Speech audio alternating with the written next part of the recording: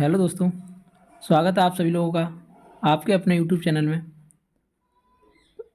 आज हम बात करेंगे केमिस्ट्री की जो इम्पोर्टेंट रिएक्शंस होती हैं, जो महत्वपूर्ण अभिक्रियाएं होती हैं, और कुछ थ्योरीज में है उसके बारे में हम बात करेंगे, जो क्लास 10th यूपी बोर्ड के लिए अत्यंत महत्वपूर्ण साबित होगी आप लोगों के लिए। आप लोग वीडियो को पूरा देखना। अगर आप वीडियो को पूरा देखते हैं तो हम दावा करते हैं आपको कम से कम 10 नंबर की यहाँ से बेनिफिट प्राप्त करेंगे। ठीक है, चलते हैं।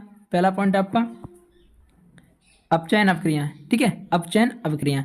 अपचयन को हम बेटा ऑक्सीकरण अभिक्रिया भी कहते हैं। ऑक्सीकरण, ऑक्सीडेशन, ऑक्सीडेशन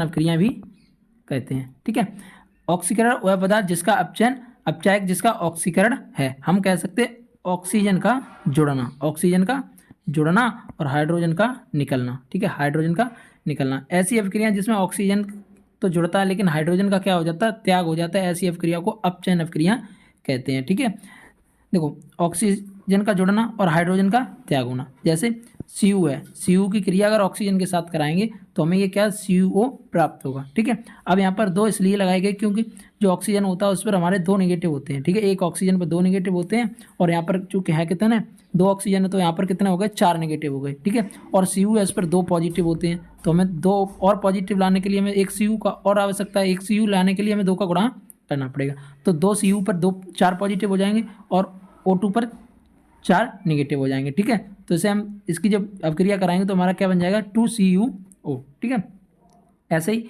Na सोडियम क्रिया ऑक्सीजन के साथ कराएंगे तो हमें क्या प्राप्त होगा, 2Na2O। यहाँ पर इस ऑक्सीजन पर कितना हो जाएंगे, -4 हो जाएंगे। ठीक है, इस पर -4 हो जाएंगे और सोडियम पता हमें कितना होता है, एक पॉजिटिव होता है। ठीक है, तो 4 सोडियम लेने पड़ेंगे। जब 4 सोडियम लेने पड़ेंगे तो जितने सोडियम लेने पड़ेंगे तो उसका गुणा आगे करते। ठीक है, तो 4 का गुणा किया, 4 सोडियम हो गए। ठीक है, अब जैसे फॉर्मूला हम बनाएंगे, यहाँ पर ऑक्सीजन 2 है, O2 तो लिख नहीं सकते, तो ऑक्सीजन 2 को हम कॉमन ले लेंगे। ठीक है, 2Na2। ठीक है, 2 दूनी 4 Na हो गए प्लस 1 हो गया तो 2Na2। ठीक है, ऐसे ही Mg है, Mg क्रिया ऑक्सीजन के साथ कराएंगे तो इस ऑक्सीजन पर माइनस के 4 पॉजिटिव हो जाएंगे और चूंकि ऑक्सीजन मैग्नीज पे कितना होते हैं, दो पॉजिटिव होते हैं। ठीक है, दो पॉजिटिव, चार पॉजिटिव करने के लिए हमें दो का गुणा करना पड़ेगा तो 2MgO। ठीक है, यही हुई उपचयन अभिक्रिया, यानी जिसमें ऑक्सीजन तो जुड़ता है लेकिन हाइड्रोजन का क्या हो जाता है, त्याग हो जाता है। ठीक है, चलते हैं अगले पॉइंट पर। आपका अगला पॉइंट है अपचयन अभिक्रिया। ठीक है, अपचयन अभिक्रिया क्या होती है, ठीक उपचयन अभिक्रिया का उल्टा होता है। उपचयन अभिक्रिया में क्या था, ऑक्सीजन का जुड़ना था, हाइड्रोजन का त्याग होना था। लेकिन इसमें क्या है कि इसमें ऑक्सीजन का तो निकलना है लेकिन हाइड्रोजन का जुड़ना है। इसमें क्या होगा, ऑक्सीजन होगा वो निकलेगा लेकिन हाइड्रोजन क्या होगा, वो जुड़ेगा। ठीक है, ऐसी अभिक्रियाएं जिसमें ऑक्सीजन का निकास होता था, हाइड्रोजन का जुड़ना होता है, उन्हीं को हम कहते हैं अपचयन अभिक्रियाएं। जैसे CuO है। ठीक है, CuO की क्रिया अगर H2 से कराएंगे, हाइड्रोजन का जुड़ना बताया तो हाइड्रोजन से कराएंगे तो हमारा क्या बन जाएगा, Cu plus H2O, Cu plus H2O। तो ऑक्सीजन यहाँ से निकल गया। ठीक है, ऑक्सीजन क्या हुआ, यहाँ से निकल गया, H2 के साथ जुड़ गया। ऐसे ही CaCO3 है, जो चूना पत्थर होता है CaCO3, अगर उसमें हम अगर ऊष्मा देंगे तो हमारा क्या किस में टूटेगा, एक तो CaO में टूट जाएगा, एक CO2 में टूट जाएगा। तो इसमें क्या CO3 था, CO बचा, बिना बुझा हुआ चूना बचा CO। ठीक है, कैल्शियम ऑक्साइड। तो यहाँ से क्या हुआ कि 3 ऑक्सीजन थे, इसने क्या किया, इसने जब टूटा तो इसने 2 ऑक्सीजन को निकाल के दूसरी तरफ फेंक दिया। ठीक है, एक तो बिना कैल्शियम ऑक्साइड बन गया, दूसरा क्या बन गया, कार्बन डाइऑक्साइड CO2 बन गया। ठीक है, यही होती है हमारी अपचयन अभिक्रिया। अब हम बात करेंगे अगले पॉइंट पर।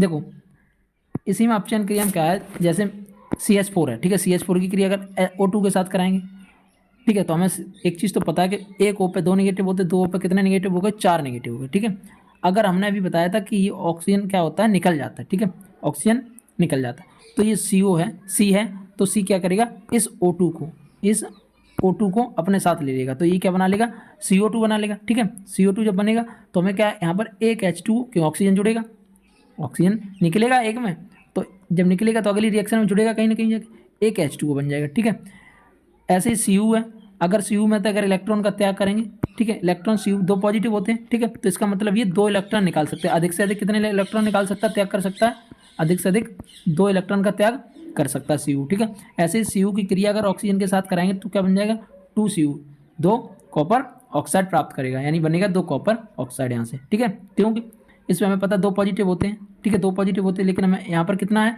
2 कॉपर है तो 2 2 4 पॉजिटिव हो गए। जब 4 पॉजिटिव हो गए तो यहाँ पर 4 नेगेटिव होंगे क्योंकि एक ऑक्सीजन पर 2 नेगेटिव होते हैं और 2 ऑक्सीजन पर 4 हो गए। ठीक है, जब 4 4 के साथ करेगा तो हम यहाँ ऐसे तो लिख नहीं सकते Cu2O2 ऐसा तो लिख नहीं सकते, दोनों में वो आ गया तो हम क्या करें 2 को कॉमन ले लेंगे तो यहाँ पर लिख देंगे 2CuO। ठीक है, 2CuO। यहाँ पर बेटा ध्यान देना है। ठीक है, अभिक्रिया के समय जब भी किसी पदार्थ में ऑक्सीजन की वृद्धि होती है, जब अभिक्रिया हम कर रहे हैं उसमें ऑक्सीजन की अगर वृद्धि हो रही है तो हम कहते हैं उसका अपचयन हुआ है, तो उसका क्या कहेंगे अपचयन हुआ है। तथा जब अभिक्रिया में किसी पदार्थ में ऑक्सीजन का ह्रास होता है, यानी ह्रास का मतलब होता है बेटा कमी, क्या होता है कमी। जब अभिक्रिया में ऑक्सीजन की कमी होती तो उसका क्या होता है अपचयन होता है। ठीक है, जैसे ऑक्सीजन अगर जुड़ा है, ठीक है, ऑक्सीजन क्या है अगर उस अभिक्रिया में जुड़ा है तो हमारा क्या होगा उपचयन होगा, और उपचयन होगा तो हाइड्रोजन निकलेगा। ठीक है, ऐसे ही अगर ऑक्सीजन निकल रहा है तो हो रहा है अपचयन, जब ऑक्सीजन निकलेगा तो सीधी सी बात है हाइड्रोजन जुड़ेगा उसमें। ठीक है, देखो बेटा अब हम यहाँ से बात करेंगे रेडॉक्स अभिक्रियाएं की। ठीक है, रेडॉक्स अभिक्रियाएं होती क्या है। ठीक है, तो हमेशा एक चीज़ ध्यान रखना, जो उपचयन ठीक है प्लस अपचयन उपचयन और अपचयन दोनों की क्रिया अगर एक साथ हो रही तो उन्हें हम कहेंगे रेडॉक्स अभिक्रियाएं। ठीक है, उपचयन तथा अपचयन की अभिक्रिया। तो ऐसी अभिक्रियाएं जिसमें उपचयन तथा अपचयन दोनों अभिक्रियाएं साथ में होती हैं उन्हें हम रेडॉक्स या उपचयन अपचयन अभिक्रियाएं कहते हैं। अगर क्वेश्चन आ जाए रेडॉक्स अभिक्रियाएं, ठीक है, तो हम ये लिख देंगे। अगर क्वेश्चन एग्जामिनर ने घुमा के दे दिया कि उपचयन अपचयन अभिक्रियाएं क्या होती हैं, ठीक है, तो उपचयन अभिक्रियाएं और अपचयन अभिक्रियाएं दोनों रेडॉक्स अभिक्रियाओं ही हैं। ठीक है, तो ध्यान रखना अपचयन हमने क्या पढ़ा था कि O2 का निकलना, ऑक्सीजन क्या थी O2 निकल रहा था, ऑक्सीजन निकल रहा था, और अपचयन में हमने क्या पढ़ा था ऑक्सीजन जुड़ रहा था। ठीक है, जब ऑक्सीजन निकल रहा तो हाइड्रोजन जुड़ रहा होगा इसमें, और जब ऑक्सीजन जुड़ रहा है तो हाइड्रोजन निकल रहा होगा। ठीक है, यहाँ तक ये चीज़ ध्यान रखना। ठीक है, देखो अब इस एग्जाम्पल के थ्रू हम समझेंगे अपचयन और उपचयन। ठीक है, किस तरीके से एक ही अभिक्रिया में होती हैं। ठीक है, जैसे हमने ले लिया यहाँ पर CuO। ठीक है, कॉपर ऑक्साइड ले लिया, कॉपर ऑक्साइड क्रिया अगर हम हाइड्रोजन के साथ कराएंगे तो हम सीधी सी बात है कॉपर प्लस H2O प्राप्त करेंगे। कॉपर प्लस H2O प्राप्त करें तो यहाँ पर क्या था ऑक्सीजन था, यहाँ पर हाइड्रोजन था। ठीक है, तो हाइड्रोजन ने क्या किया, यहाँ से हाइड्रोजन ने एक O को अपने साथ ऐड कर लिया। ठीक है, हमने क्या बताया था जब ऑक्सीजन मतलब O ऑक्सीजन किसी के साथ ऐड हो रहा तो उसमें क्या होगा अपचयन होगा, ऑक्सीडेशन उसका हो जाएगा। ठीक है, जब ऑक्सीजन जुड़ेगा तो ऑक्सीडेशन हो जाएगा। ऐसे ही Cu था, ठीक है, CuO था, CuO ने क्या किया अपने आप में O को विस्थापित कर दिया, O को छोड़ दिया उसने। ठीक है, O को निकाल दिया, जब O को निकाल दिया तो क्या होगी अपचयन अभिक्रिया हो गई। ठीक है, ऑक्सीजन को जोड़ा अब उपचयन हो गई, और ऑक्सीजन को निकाला अपचयन हो गई। ठीक है, ऐसे ही जिंक ऑक्साइड है, जिंक ऑक्साइड की क्रिया अगर कार्बन के साथ कराएंगे तो क्या करेगा, देखो कार्बन क्या करेगा, कार्बन अपने साथ O को ले लेगा। ठीक है, कार्बन अपने साथ क्या करेगा O को लिया, जिंक ने यहाँ से क्या किया ऑक्सीजन को निकाल दिया। ठीक है, जिंक ने जैसे ही ऑक्सीजन को निकाला वैसे ही कार्बन ने ऑक्सीजन को पकड़ लिया। ठीक है, तो ये क्या बनेगा जिंक ऑक्साइड की क्रिया अगर कार्बन के साथ कराएंगे तो हमारा बन के आ जाएगा जिंक प्लस कार्बन डाइऑक्साइड, ठीक है, कार्बन मोनोऑक्साइड। ठीक है, तो इसमें कार्बन ने O को अपने साथ लिया तो हो गया उपचयन। ठीक है, और जिंक ने ऑक्सीजन को छोड़ा तो क्या हो गया अपचयन। ठीक है, ऐसी अभिक्रियाएं जिसमें दोनों साथ साथ हों उन्हीं को हम रेडॉक्स अभिक्रियाएं कहते हैं। ठीक है, मैं आशा करता हूँ आप लोगों को समझ में आया होगा। ठीक है, चलते हैं अगले पॉइंट पर। आपका अगला और सबसे अच्छा पॉइंट है संरक्षण, वो संचारण। ठीक है, संचारण क्या होता है, ठीक है, जब वस्तुएं अपने आसपास, ठीक है, जब वस्तुओं के आसपास अम्ल, वायु, आर्द्रता आदि के संपर्क में आती हैं, जब धातुएं होती हैं बेटा, जो धातुएं अपने आसपास यानी धातु जब किसी अम्ल, एसिड, वायु, आर्द्रता, नमी जिससे बोलते हैं आदि के संपर्क में आती हैं तो वह धीरे धीरे संचारित होकर, यानी संचारित का मतलब होता है खराब होकर नष्ट हो जाती हैं या होने लगती हैं, उसी को हम संचारण कहते हैं। यानी जब धातुएं अपने आसपास, यानी जब धातुओं के आसपास नमी, अम्ल और आर्द्रता, वायु आदि आती हैं तो वो क्या होती है कि वो धातुएं धीरे धीरे करके गलना स्टार्ट हो जाती हैं, यानी खराब होकर नष्ट होना स्टार्ट हो जाती, उसी को हम कहते हैं संचारण कहते हैं। ठीक है बेटा, अब यहां से हम देखेंगे जो सबसे महत्वपूर्ण अभिक्रियाएं जो एग्जाम में पूछी जाती है, 100% अवक्रियाएं ऐसी हैं जो पूछी जाती किसी न किसी सेट में जरूर आती हैं, ठीक है। तो आप लोग इन अवक्रियाओं को बहुत ध्यान से समझना। अगर आप ध्यान से समझोगे तो आप ये 80 से 90% के बीच में आप करके आओगे एग्जाम में, ठीक है। देखते हैं अवक्रिया कौन कौन सी है वो। पहली अवक्रिया है सोडियम क्लोराइड का जलीय विलयन, ठीक है। जो सोडियम क्लोराइड होता है उसका जलीय विलयन सिल्वर नाइट्रेट से अवक्रिया कर सोडियम नाइट्रेट एवं सिल्वर क्लोराइड बनाता है, ठीक है। अब हमें पता होना सोडियम क्लोराइड का फॉर्मूला क्या था। तो सोडियम क्लोराइड को NaCl बोलते हैं, ठीक का जलीय विलयन, ठीक है, जलीय विलयन है। एक को लिख गया यहाँ पर, इसकी स्टेट भी लिखी। अब वह क्या करता है silver nitrate, silver AgNO3, silver nitrate को क्या बोलते हैं, इसे बोलते हैं सोडियम क्लोराइड, इसे बोलते हैं सोडियम क्लोराइड, और इसे बोलते हैं सिल्वर नाइट्रेट। क्या बोलते हैं, सिल्वर नाइट्रेट, ठीक है। जब सोडियम क्लोराइड और सिल्वर नाइट्रेट आपस में अभिक्रिया करते हैं तो हमारा क्या बनाते हैं कि सोडियम नाइट्रेट बनाते हैं। क्या बनाते हैं, सोडियम नाइट्रेट NaNO3, ठीक है, plus AgCl silver chloride. NaCl की क्रिया AgNO3 से कराएंगे तो क्या बनाएगा, देखो एक Cl पर एक नेगेटिव, एक Na पर एक पॉजिटिव, ठीक है, ध्यान रखना। इधर क्या है, एक NO3 पर एक नेगेटिव और एक Ag पर एक पॉजिटिव, ठीक है। तो हमें क्या करेगा, पॉजिटिव होगा वो नेगेटिव को अपने साथ ले लेगा, और जो नेगेटिव होगा वो क्या करेगा, पॉजिटिव को अपने साथ ले लेगा, ठीक है, विस्थापित कर देगा एक दूसरे में। तो Na किसके साथ गया, NO3 की, तो NaNO3 बन गया, और Cl किसके साथ गया, AgCl, ठीक है, Ag के साथ Cl चला गया, तो हमारा क्या बन गया, AgCl। जब भी सोडियम क्लोराइड का जलीय विलयन हो, जब भी सोडियम क्लोराइड का जलीय विलयन हो, अगर उसकी क्रिया सिल्वर नाइट्रेट से कराते हैं तो बेटा हमें सोडियम नाइट्रेट और सिल्वर क्लोराइड प्राप्त होता है। सोडियम नाइट्रेट का फॉर्मूला होता है NaNO3 और सिल्वर क्लोराइड का फॉर्मूला होता है AgCl, ठीक है। चलते अगली अभिक्रिया पर। अब अगली अभिक्रिया है sodium hydroxide, sodium hydroxide NaOH, ठीक है। सल्फ्यूरिक अम्ल से अभिक्रिया कर सोडियम सल्फेट एवं जल बनाता है। यानी NaOH है जो सोडियम हाइड्रोक्साइड है वो किससे, सल्फ्यूरिक अम्ल H2SO4, ठीक है, H2SO4 से अभिक्रिया करेगा तो हमारा क्या बनाएगा, सोडियम सल्फेट बनाएगा Na2SO4। क्या बनाएगा, सोडियम सल्फेट, सोडियम सल्फेट बनाएगा Na2SO4 बनाएगा, प्लस हाइड्रोक्साइड बनाएगा जो जल भी बनाएगा, ठीक है। जैसे ही हमने अभिक्रिया कराई, एक OH पर एक नेगेटिव, एक Na पर एक पॉजिटिव, एक SO4 पर दो नेगेटिव, ठीक है, और H2 पर दो पॉजिटिव, ये हो गया हमारा, ठीक है। तो हमें सीधी सी बात है, यहाँ Na 2 करना पड़ेगा, तो Na जब 2 करना पड़ेगा तो OH भी 2 करना पड़ेगा, ठीक है। तो हमने क्या किया, दो Na किसके साथ चली गई, SO4 के साथ, तो क्या हो गया Na2SO4, ठीक है, Na2SO4 बन गया, प्लस यहाँ पर क्या 2H 1O, 2H 1O है, ठीक है। तो 2H इधर हो गई, 2H इधर है, तो हमारा क्या बना देगा, ये 2H2, 2H इधर हो गई, 2H इधर हो गई, 4H हो जाएंगे, तो 4H इधर बन जाएंगे, 2H ये 2 का गुणा करेंगे तो 4H हो जाएंगे, ठीक है। ये हमारा रहा सोडियम क्लोराइड वाला, ठीक है। अब चलते हैं अगली रिएक्शन पर, ठीक है। अगली रिएक्शन इसमें क्या है,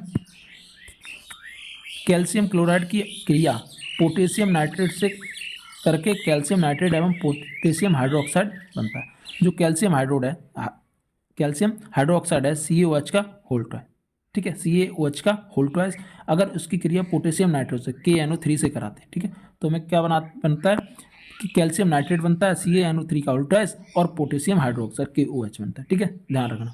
अब हम क्या करेंगे, जब CO क्रिया NO3 से कराएंगे, देखो इस पर क्या हो गए, एक OH पर एक नेगेटिव, दो OH पर दो नेगेटिव, ठीक है, एक C पर दो पॉजिटिव हुए, ठीक है। अब यहाँ पर हम क्या करेंगे बेटा, हमें पता होना चाहिए कि जो पोटेशियम है, ठीक है, पोटेशियम CaNO3 के साथ अभिक्रिया करेगा, CaNO3 के साथ तो अभिक्रिया करेगा तो NO3 है, यहाँ पर NO3 का होल ट्वाइस हो गया, ठीक है, NO3 का होल ट्वाइस हो गया तो यहाँ क्या हुआ, NO3 2 आ गए, ठीक है, NO3 क्या हो गए, 2 आ गए। जब NO3 को हम 2 करेंगे तो पोटेशियम को 2 करना पड़ेगा, पोटेशियम को 2 करेंगे या नहीं करेंगे, करेंगे, ठीक है। जब पोटेशियम को 2 करेंगे तो OH भी 2 होना चाहिए, तो OH पहले से यहाँ पर 2 थे, तो हमारा ये क्या बन गया, KOH, ठीक है, KOH बन गया, लेकिन 2 थे, दो सब चीज़ थी, तो हमारा 2 आगे लग गया, ठीक है।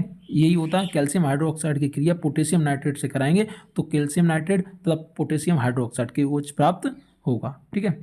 चलते हैं अगली जो रिएक्शन आपकी, अगली रिएक्शन है फेरस सल्फेट का तापी वियोजन, ठीक है। जो फेरस सल्फेट होता है आपका उसका तापी वियोजन, तापी वियोजन मतलब होता है हीटिंग इफेक्ट, ठीक है, हीटिंग इफेक्ट।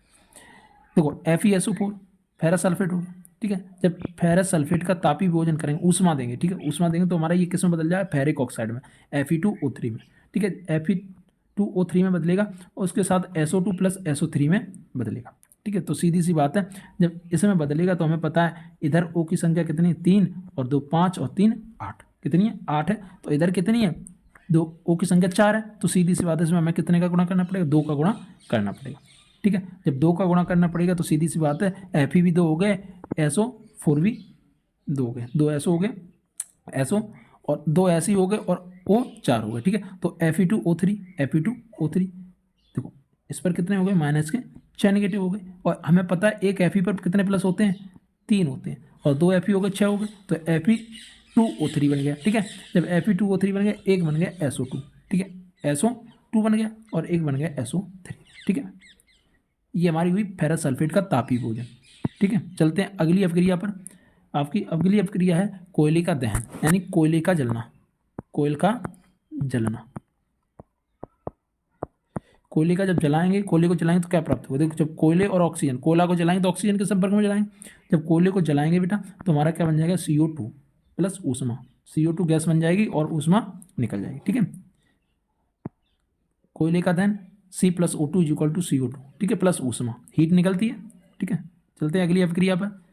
आपकी जो अगली अपक्रिया है वो है भोजन का पाचन, जो भोजन हम लोग खाते हैं उसका पाचन किस तरीके से होता है, ठीक है। तो सबसे पहले ग्लूकोज बनता है, भोजन जब खाते हैं उसका ग्लूकोज बनता है, ग्लूकोज की क्रिया ऑक्सीजन के साथ कराएंगे तो हमारा क्या बन जाएगा, भोजन पच जाएगा, C6CO2 प्लस 6H2O प्लस ऊर्जा, ठीक है। C6H12O6 है, इसकी क्रिया हम O2 से कराएंगे, किससे कराएंगे, O2 ऑक्सीजन से कराएंगे, तो हमें सीधी सी बात है कि 6 कार्बन है और इधर जब बनेगा तो 2 1 3, कितने बने, 3 O बन गए, ठीक है, 3 O, और हैं किधर इतने, 6 और 2 8 है, तो हमें सीधी सी बात है 6 दूनी 12 और 6 18, ठीक है। 18 को करने पड़ेंगे, 18 को करने के लिए 6 हमारे पास ये पहले से हैं और 2 और ये थे 6, 2 में अगर हम 6 का गुणा करेंगे तो हमारा कितना होगा, 12 और 12 और 6 18, ठीक है। तो ये हमारा बैलेंस हो गया, यहाँ पर कितना हो गया, बैलेंस। ये गुणा इसीलिए कहलाया जाता है क्योंकि हमने पिछली वीडियो में आपको बताया था संतुलित और असंतुलित अपक्रियाएं, ठीक है। जो संतुलित होती हैं वो तो सही हैं, जो असंतुलित होती हैं उन्हें हम कंकाल अपक्रियाएं भी बोलते हैं, ठीक है। तो ये भोजन का पाचन हो गया।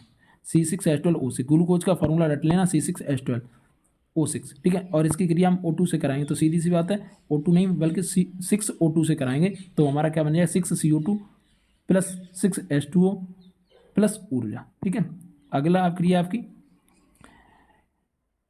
मैग्नीशियम रिबन को वायु में जलाया जाता है, ठीक है। जब मैग्नीशियम रिबन को हम किस, रिबन माना होता है बेटा फीता, ठीक है, फीते को हम किस में जलाएंगे, वायु की उपस्थिति में जलाएंगे तो क्या अपक्रिया घटित होगी, ठीक है। तो Mg+O2, Mg+O2, मैग्नीशियम का Mg हो गया और इसे ऑक्सीजन के संपर्क में जलाएंगे तो क्या बनेगा, MgO बनेगा। तो सीधी सी बात है यहाँ पर 2 नेगेटिव होंगे, तो और Mg पर कितना होते हैं, 1 पॉजिटिव होता है। जब 1 पॉजिटिव है तो एक ही तो ऑक्सीजन को विस्थापित कर पाएगा, लेकिन हमें यहाँ पर है कितने, 2 ऑक्सीजन, तो हम क्या करना पड़ेगा, 2 का गुणा करना पड़ेगा। तो ये हमारा क्या हो गया, 2 Mg प्लस O, ठीक है। और जो जब ये जलेगा तो किस तरीके से जलेगा, प्रकाश उजाला देगा, वो भी किस तरीके की देगा, सफ़ेद रंग की उजाला देगा, ठीक है, सफ़ेद रंग के प्रकाश में ये जलेगा, ठीक है। चलते हैं अगला रिएक्शन आपकी। अगला रिएक्शन है, अगले रिएक्शन में जब लोहे की कील को कॉपर सल्फेट के विलयन में डुबोया जाता है, जब लोहे की कोई कील है Fe, उसे हम कॉपर सल्फेट के विलयन में डुबाते हैं। कॉपर सल्फेट का फॉर्मूला होता है CuSO4, ठीक है।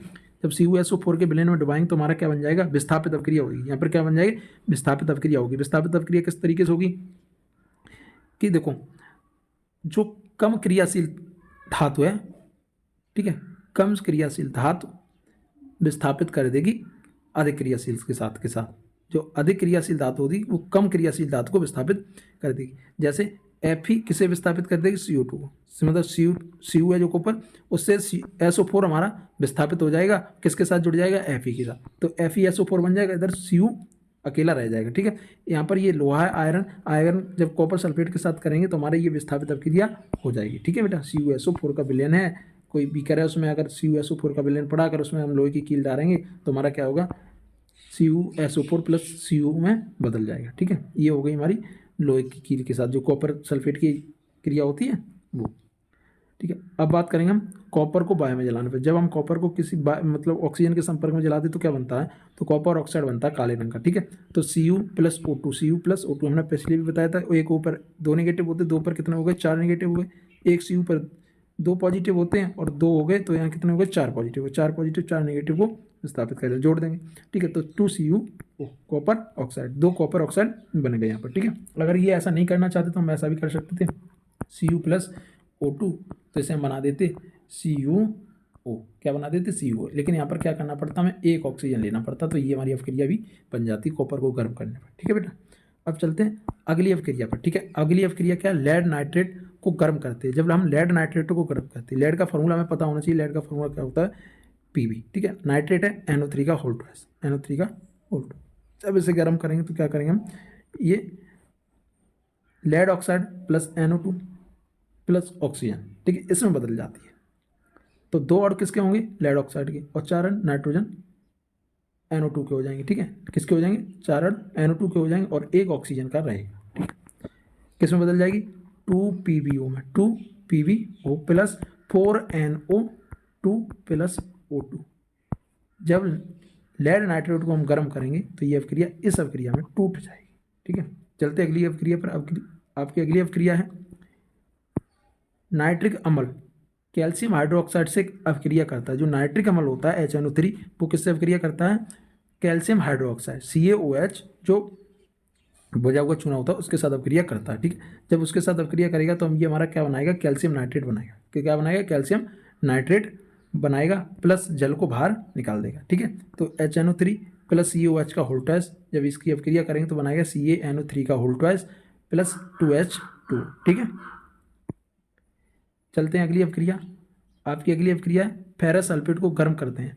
जब भी हम फेरस सल्फेट को गर्म करते हैं बेटा, जब भी क्या करते हैं हम फेरस सल्फेट को गर्म करते हैं तो हमें क्या बनता है, फेरिक ऑक्साइड बनता है, फेरिक ऑक्साइड। FeSO4 को जब हम गर्म करेंगे तो बनेगा Fe2O3, Fe2O3 plus SO2 plus SO3। तो यहाँ पर क्या करना पड़ेगा, 2 का गुणा करना पड़ेगा, क्योंकि 2 F बने, 2 F 3 ऑक्सीजन के साथ ही क्रिया कर जुड़ पाएंगे। ठीक है, तो हमारा यह क्या बन गया, फेरिक ऑक्साइड बन गया। FeSO4 को जब भी गर्म करेंगे तो बनेगा Fe2O3, क्या बनेगा, Fe2O3 plus SO2 plus SO3।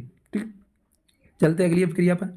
आपकी अगली अवक्रिया है तन सल्फ्यूरिक अम्ल एल्यूमिनियम चूड़ के साथ अवक्रिया करता है। जो तन सल्फ्यूरिक अम्ल होता है H2SO4, वो किसके साथ अवक्रिया करता है, एल्यूमिनियम चूड़। तो बेटा जहाँ चूड़ शब्द आ गया तो हम लोग परेशान हो जाए, लेकिन परेशान मत होना, एल्यूमिनियम चूड़ रहेगा तो एल्यूमिनियम का ही।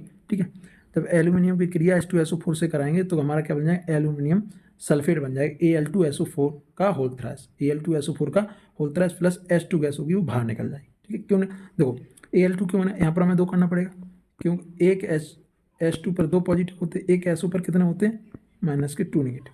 ठीक है, और हमें ये पता है कि यहाँ पर एक Al पर कितने पॉजिटिव होते हैं, हमें आप लोग ये बताओ। एक Al पर 3 पॉजिटिव होते हैं, जबकि एक SO4 पर कितना होता है, 1 नेगेटिव होता है। एक SO4 पर 1 नेगेटिव होता है, 3 हो गए, तो यहाँ पर कितने हो गए, 3। लेकिन हमें ये पता होना चाहिए कि एक SO4 पर 2 नेगेटिव होते हैं, तो 3 है, तो यहाँ पर कितने हो गए, 6। कितने हो गए बेटा, 6। तो एक Al पर 3 पॉजिटिव, 2 Al हैं, तो कितने हो गए, 6 पॉजिटिव हो गए, 6 नेगेटिव हो गए। तो हमारी ये रिएक्शन यहाँ पर क्या है, बैलेंस है। और यहाँ पर क्या हुआ, H2 बचा, तो H2 को हमने गैस के रूप में बाहर निकाल दिया। और ये चिन्ह हमेशा ध्यान रखना, जो ऊपर एरो लगता है वो हमेशा गैस का ही होता है। किसका होता है, गैस का होता है। ठीक है बेटा, चलते हैं अगली रिएक्शन पर। आपकी अगली रिएक्शन है कोयले का दहन। ठीक है, ये रिएक्शन हमें पहले ही बता दी, ये रिएक्शन आपको हम दोबारा इसलिए बता दें क्योंकि ये इंपॉर्टेंट हो सकती है। आप लोग इस अवक्रिया को या तो ये फिलिप्स में आ सकती है, या फिर ये एक योगात्मक अभिक्रिया के रूप में भी हम इसका प्रयोग कर सकते हैं। जैसे सी को अगर ऑक्सीजन के साथ जोड़ेंगे तो हमें CO2 प्राप्त होगा। ये एक योगात्मक एडिशनल रिएक्शन भी है, एडिशनल रिएक्शन भी है, जिसे हम योगात्मक बोलते हैं। ठीक है, योगात्मक अभिक्रिया भी बोलते हैं। ठीक है, ये क्या करेगा, CO2 बना लेगा और ऊष्मा को बाहर निकाल देगा।